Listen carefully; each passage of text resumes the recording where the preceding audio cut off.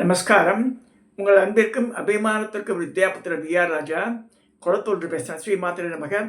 இதனுடைய 1469வது வீடியோ. இந்த வீடியோவில் என்ன பார்க்க போனால், மகரிஷிகள், பலவிதமான மகரிஷிகள் இருக்கா, அந்த கிளாசிஃபிகேஷன் அதை பற்றி ஒரு பதிவு எனக்கு நல்ல இன்ட்ரெஸ்டிங்காக இருந்தது. Many people may not those who are doing the பிரம்ம யஜ்யம்ன்ற பிராமணாளுக்கு ஒன்று உண்டு, நித்தியப்படி பண்ணுறது. அது தேவரிஷி தேவரிஷி தர்ப்பணம் அப்படிலாம் போட்டிருப்பா. பித்ரு தர்ப்பணங்கள் போது அந்த ரிஷி வர்க்கத்துக்கெல்லாம் தர்ப்பணம் பண்ண மாட்டேங்குது நித்தியப்படி. நான் முக்கிய நாள்லாம் நித்தியப்படி பண்ண முடியல என்னால்.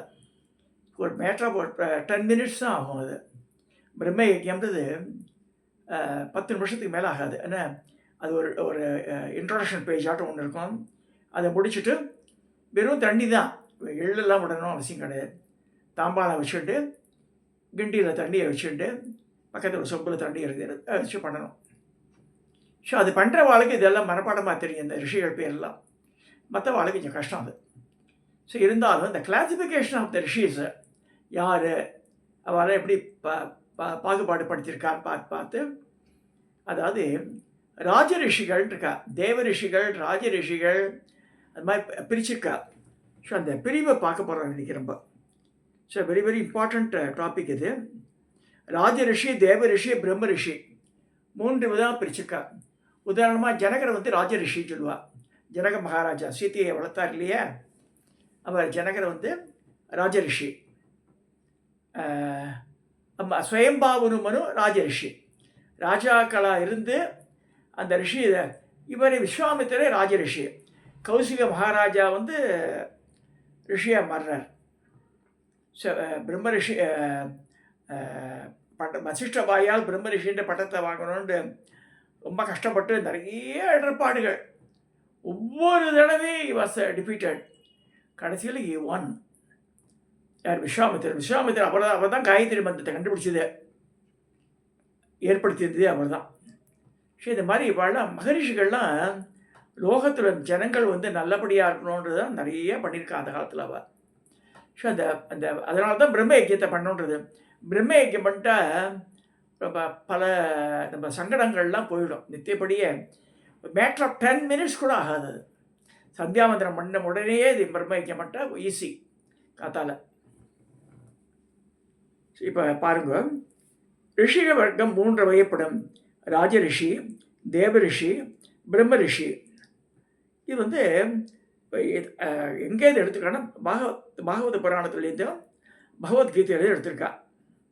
ராஜரிஷிகள் யார் யார் பேர் சொல்கிறா ஒவ்வொன்றையும். கட்பாங்கன் அப்படின்னு ஒரு ராஜா. ஸ்வயம்பாவனு மனு, இந்த மனு ஸ்மிருதி படிக்கணும் இல்லையா, ஸ்வயம்பாவனு மனு அவர் தான் பிரம்மாவோட மானச புத்திரர். ஸோ ஸ்வயம்பாவனு மனுவில் ஆரம்பிக்கிறது. அடுத்து சித்திரகேத்துரு ராஜா. பாண்டிய மன்னன் இந்திரத்யும்னன், யானை கஜேந்திரன் பேர் அவனுக்கு. பாண்டிய மன்னன் இந்திரத்யும்னன். அடுத்து 5வது அம்பரீஷன். இந்த துர்வாச மகரிஷியோட சாபத்துக்கு இது பண்ணிட்டு பெருமாளை வேண்டும் போது விஷ்ணுவை துதிக்கும் போது அவர் சக்கராயுதத்தை அனுப்பிச்சுடுறார். ஸோ சக்கராயுதம் தரத்து துர்வாச கடைசியில் சரண் அனுப்பிச்சுடுறாரு. யாருமே காப்பாற்ற மாட்டேன்றார். சிவன் காப்பாற்றலை, விஷ்ணு காப்பாற்றலை, பிரம்மா காப்பாற்றலை. யாரை இது பண்ணியோ அவன்கிட்ட போய் சரணடைங்கிற போது துர்வாசர் அம்பரீஷன் காலில் விடுறார். அவன் காலை விடணும், சாமியோட காலில் விடுங்கன்றான். அப்போ தான் இந்த சக்கரத்தாழ்வார் அமைதியாடுறான்ற கதை புராணம் சொல்கிறது அந்த அம்பரீஷன். அடுத்து பகீரதன். சகரபுத்திர 60,000 பேரை கரையேற்றுறதுக்கு பகீரதன் அப்போ பகீரதர் பிரயத்தனம்னு சொல்லுவாள். தபஸிருந்து ஆகாச கங்கையை பூமி கொண்டு வந்துவேன். இப்போ கங்கா நதி பார்க்குற பூமியில் இங்கே யாரால் வந்தது? பகீரதனால் வந்தது. அது நாட் ஃபார் செல்ஃப், அவன் முன்னோர்கள்லாம் கரையேறதுக்காக அவன் பண்ண தபஸ் அது. அது பரீட்சித்து பாண்டவ வம்சத்தில் கடைசி ராஜாவாக இருந்து கிருஷ்ண பெருமானால் காப்பாற்றப்பட்டு கரிக்கட்டையாக பிறந்தவன் கிருஷ்ணரால் உயிர் அந்த பரீட்சித்து. அது அங்கன் ஒரு ராஜா. பாண்டிய மன்னர், இன்னொரு பாண்டிய மன்னர் வரான். முன்னாடி ஒரு பாண்டிய மன்னனை பார்த்தோம் நம்ம, இந்திரத்யும்னன்ட்டு. இந்த பாண்டிய மன்னன் பேர் சத்தியவிரதன். இந்த சத்தியவிரதனும் உத்தானபாதனும் பிரதர்ஸ். சத்தியவிரதன் பையன் Uttanapadan. Sathyavrathan ruled over Pandya kingdom.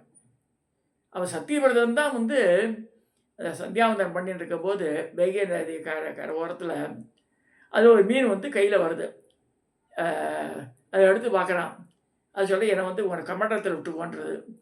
எடுத்து போகிறான். பரிசாக வளர்ந்துடுறது. அரண்மனையில் போய் தொட்டியில் விடுறான், அப்புறம் குளத்தில் விடுறான், அந்த பெரிய அரண்மனையில் இருக்க பெரிய தடாகத்தில் விடுறான், அப்புறம் நீர்நிலையை கொண்டு விடுன்றது கடலில் கொண்டு விடுறான். அப்போ சொல்கிறேன், இந்தியிலேருந்து பெரிய வெள்ளம் வரப்போதான் சொல்லி சப்தரிஷிகளெல்லாம் எழுத்திண்டு எல்லாத்தையும் தானியங்கள்லாம் எழுத்திண்டு இந்த நோவாசாக்கான ஒரு கதை வரும். அது சத்தியவிரதன் கதையாக தான் வருது. ஸோ இந்த சத்தியவிரதன் உத்தானபாதன் யாருன்னா வந்து துருவனோட அப்பா. நாபீர் ஒரு ராஜா, பிராச்சீன பர்கிஸ்ன்னு ஒரு ராஜா, ஜடபரதர். அதை 3 ஜென்மத்தில் திருப்பி திருப்பி வந்து இந்த மான் ஜென்மமாக எடுத்து மானையே பார்த்துட்டு இதுவானதுனால பின்னாடி வந்து அந்தன குலத்தில் பிறந்து அது ஜடமாடன் ஆகி அந்த ஒரு ராஜா பல்லக்கில் சுமக்கிறான். பெரிய ஞானி ஜடபரதர். ஸோ ஜடபரதர் வந்து முந்தின இதில் வந்து ராஜாவா பரத மகாராஜாவாக இருக்கார் அவர். இவாள்லாம் வந்து ராஜரிஷி. அடுத்து தேவரிஷி. இவர்கள் தேவதைகளை வசப்படுத்தி விட்டபடியால் தேவரிஷிகள் ஆவர். நாரதர், அசிதர், தேவலர், வேதவியாசர், நரநாராயணர். அந்த இதில் இருக்கா இல்லையா முக்திநாத்துலலாம் அவள் நரநாராயணன் அவள் தான். இதில் பத்ரிநாத்துலேயும் அவள் தான் இருக்கா.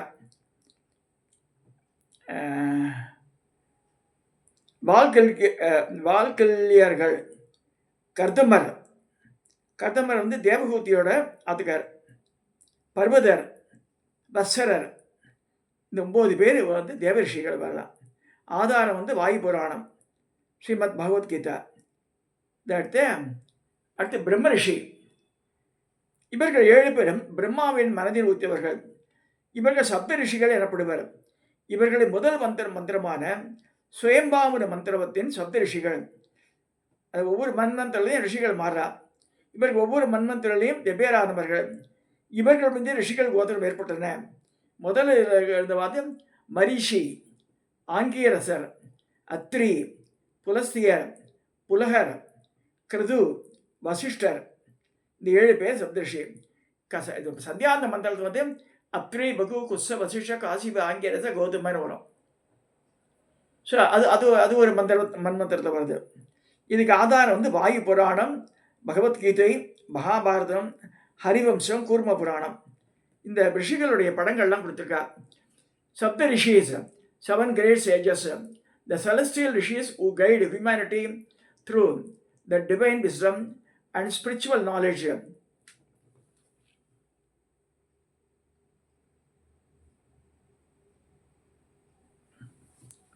அடுத்ததாக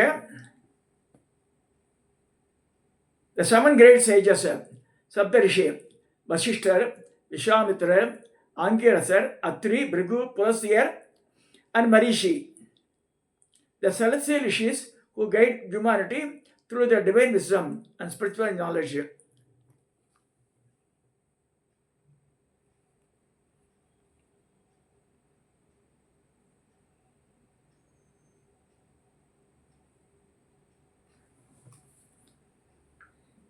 மூணாவது 12 great sages of Hinduism.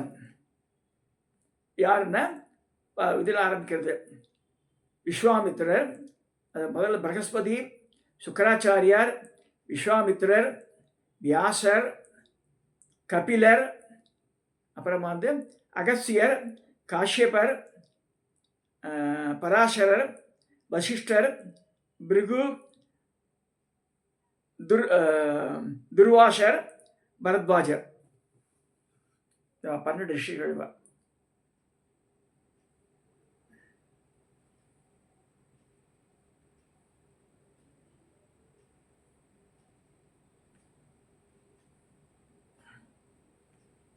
So இந்த மகரிஷிகள் தான் வந்து இந்த புண்ணிய கோடீஸ்வரர் கோவில் கூட நான் பார்த்தேன். அங்கே வந்து பார்கவ ரிஷி போட்டிருப்பான்.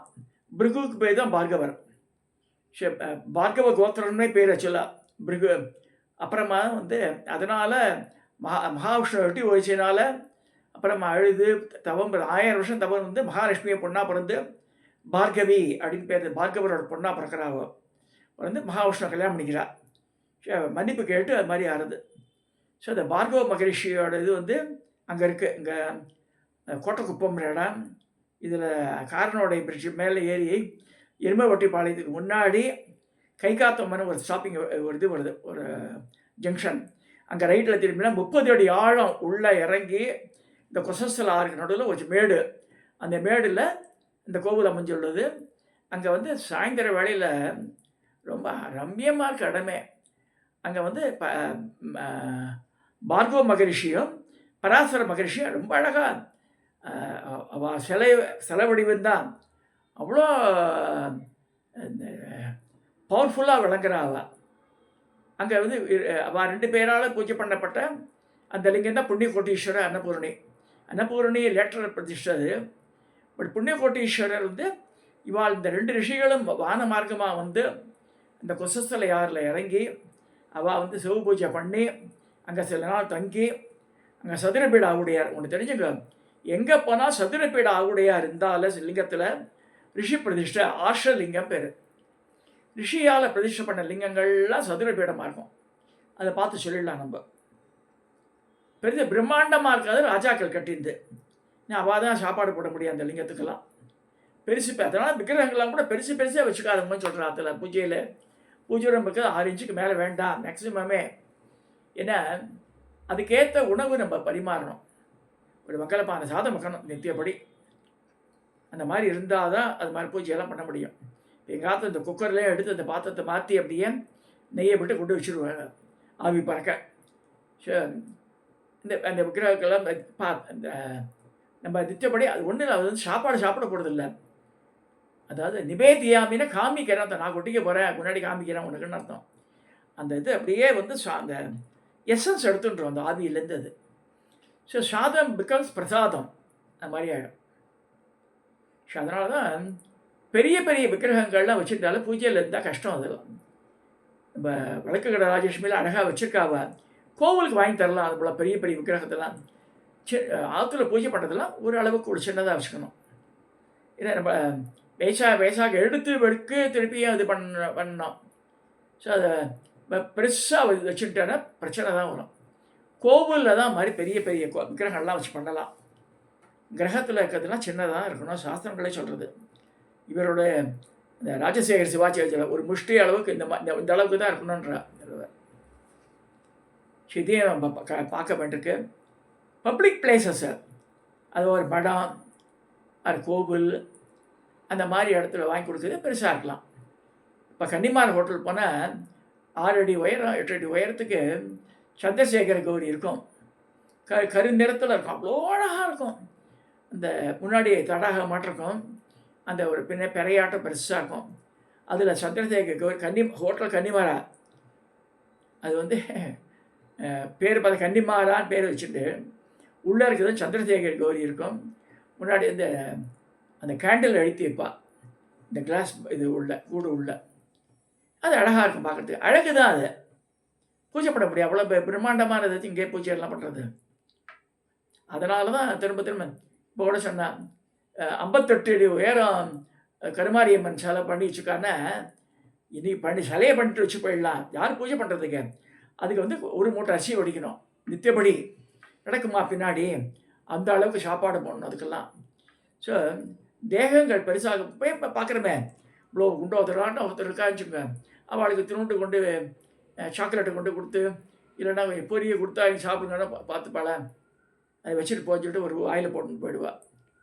அதெல்லாம் ஸோ பெருசாக அந்த அந்த ஜீவன் இருக்கணும்னா இவ்வளோ பண்ணி ஆகணும் நம்ம. ஸோ அதனால தான் மகரிஷிகள்லாம் வந்து அவள் பண்ண லிங்கங்கள்லாம் சின்னதாக தான் இருக்கும். மேக்ஸிமம் இந்த லிங்கத்தோட ஹைட்டே வந்து 1 அடிக்கு மேலே இருக்காது. அது 1.25 அடி இருக்கும். அவ்வளோதான்.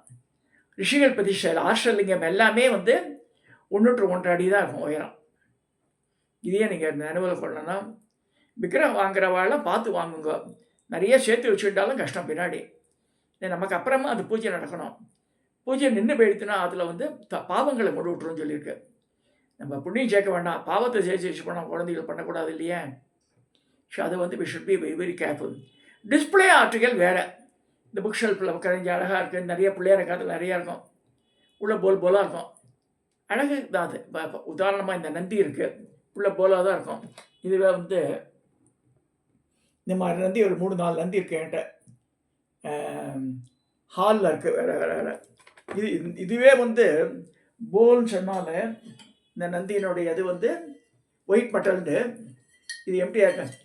இதுவே கிட்டத்தட்ட 1.5 கிலோ 2 கிலோ இருக்கும். அது இதெல்லாம் எதுக்கு சொல்ல வரேன்னா, we should be very very careful for selecting the puja விக்கிரகாஸ். அதை ஞாபகம் வச்சுக்கணும். அதே மாதிரி அந்தணர்களாக இருக்கவா எல்லாருமே பிரம்ம யஜ்யம் பண்ணுங்க. ஸோ பிரம்ம யஜ்யம் பண்ணால் தான் வந்து நமக்கு வந்து ரொம்ப சிறப்பு. சந்தியாவந்தனம் பண்ணணும், பிரம்ம யஜ்யம் பண்ணணும், அது ஞாபகம் வச்சுக்கோங்க சொல்லி அதில் ரிஷிகள் பேரெல்லாம் வந்துடுறது. அதனால் நமக்கு வந்து நல்ல பலனும் கிடைக்கும். இதை சொல்லி இந்த பதிவை நிறைவு செய்கிறேன். சப்ஸ்கிரைப் பண்ணுங்கள், ஷேர் பண்ணுங்கள், லைக் பண்ணுங்கள்.